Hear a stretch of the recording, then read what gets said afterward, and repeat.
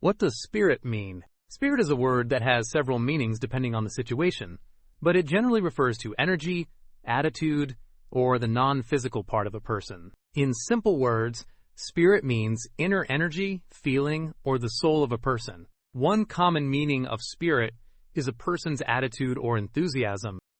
For example, when someone shows excitement and motivation, we say they have a strong spirit. The team with good spirit works together with confidence and positivity. Another meaning of spirit refers to the soul or the non-physical part of a human being. Many cultures and religions believe that the spirit continues to exist even after the body dies. Spirit can also mean courage or determination.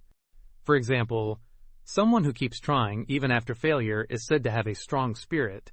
The word spirit is also used to describe mood or emotional feeling. For example, the festival filled everyone with joyful spirit. In another context, spirit can refer to strong alcoholic drinks, such as whiskey or vodka, which are sometimes called spirits. Here are some example sentences. She showed great team spirit during the competition. He never lost his fighting spirit. The celebration lifted everyone's spirit. The shop sells different types of spirits. Spirit is a versatile word used in daily conversation, literature, religion, and business communication.